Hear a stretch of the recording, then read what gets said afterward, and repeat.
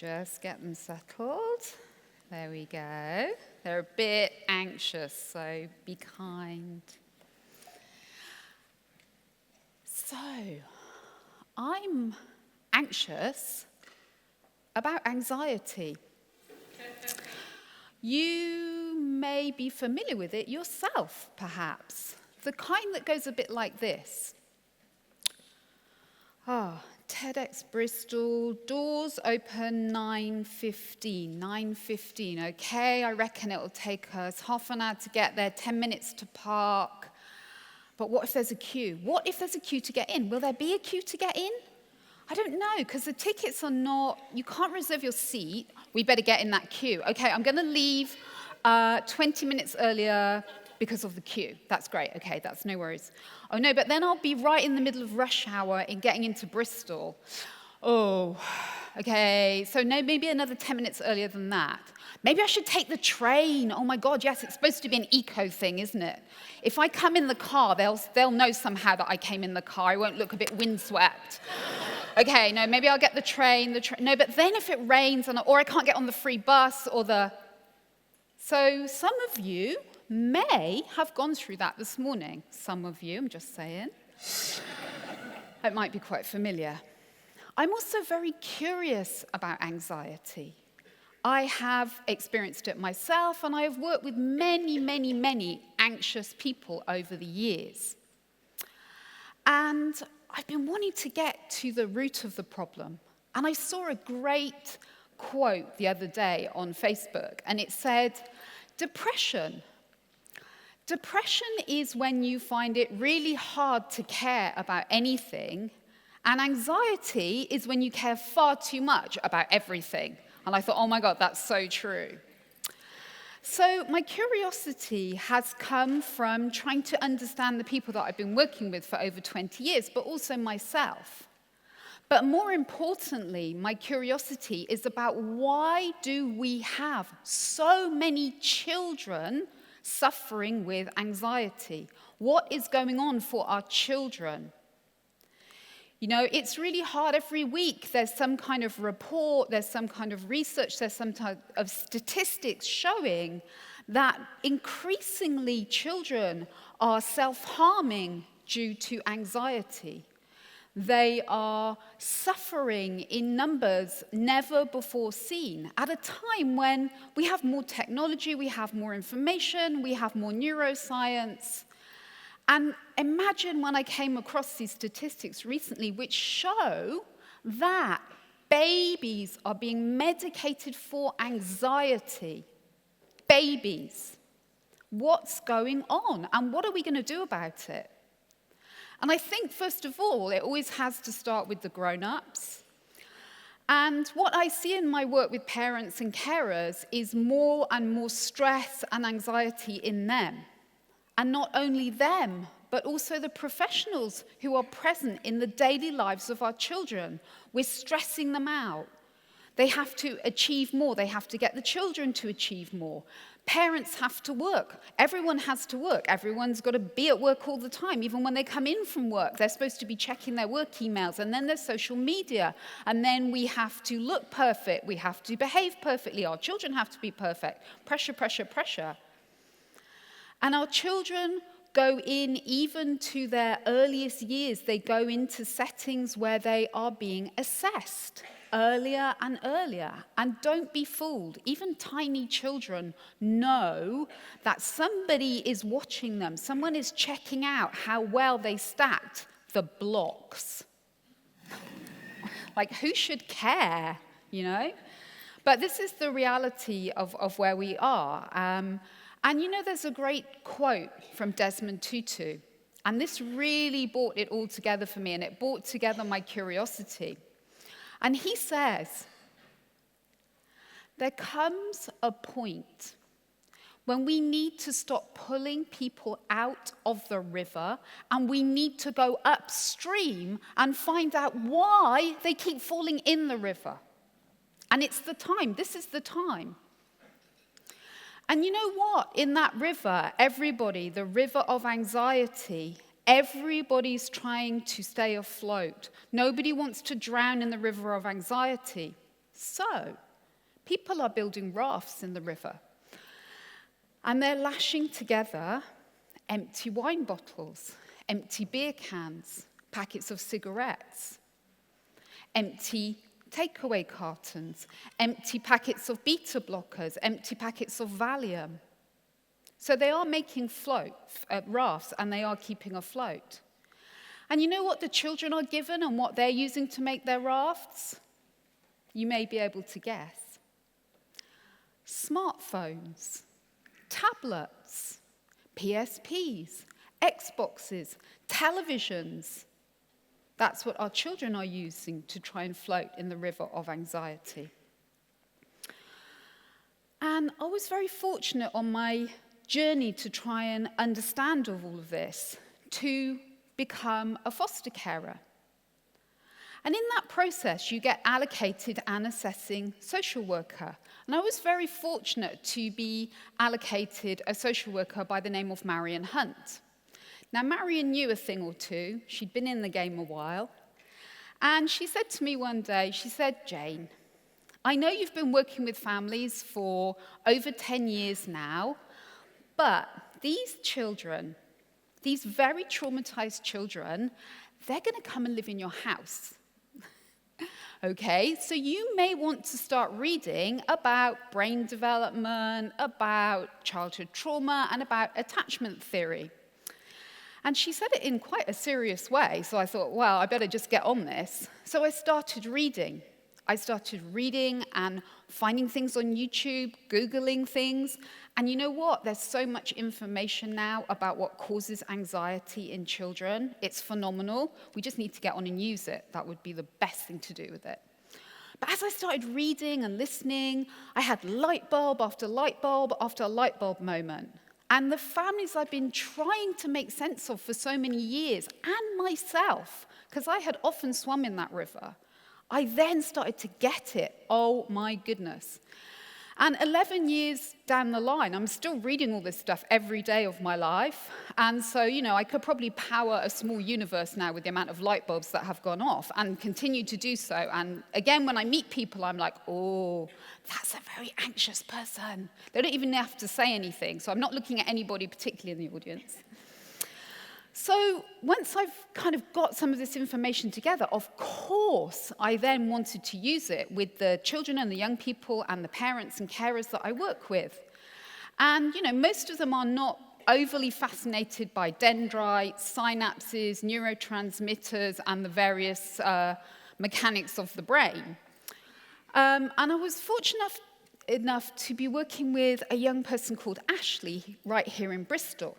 And Ashley had been referred to me when I was working for Wish for a Brighter Future, which is a project which supports families impacted by child-to-parent violence. So I used to pick Ashley up from home, and she would have been at school all day, but by the time I got there, she would have completely changed out of her uniform, she'd have full makeup on, and her hair would be perfect.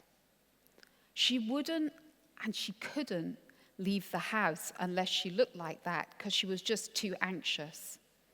So I would get Ashley out to the car, she'd get in the car. After she got to know me for a while, actually, she was really relaxed in the car with me, and we'd chat on the way to the cafe we were going to.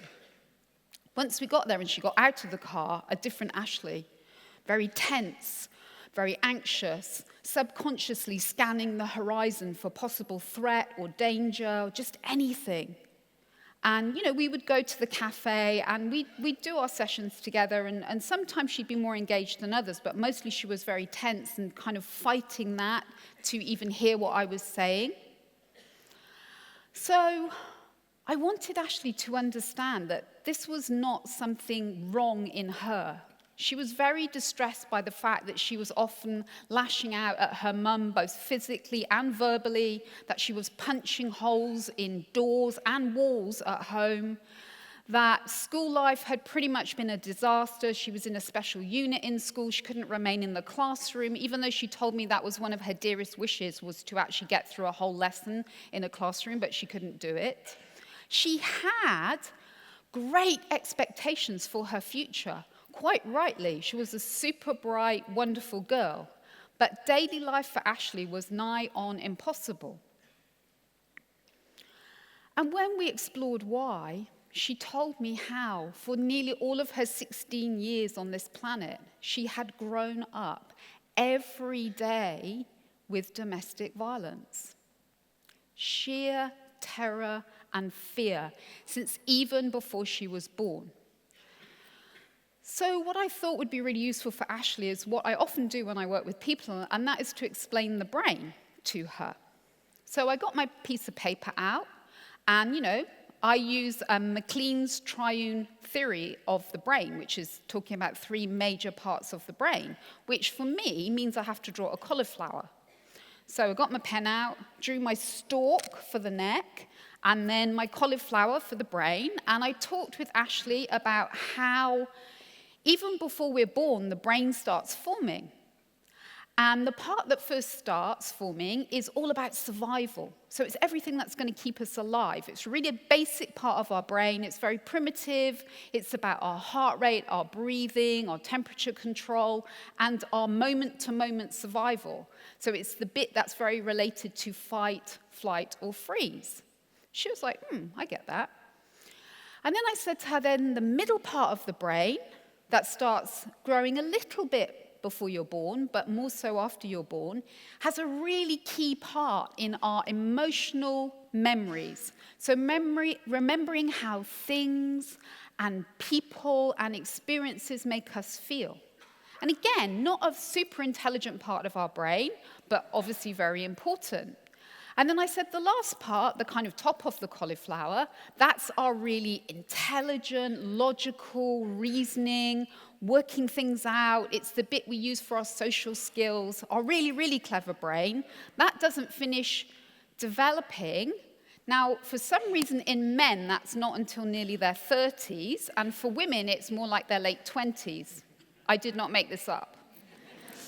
But in a way, that's good for the young men, because they can be like, well, I would be logical, but I'm not 30 yet, so you have a great excuse now.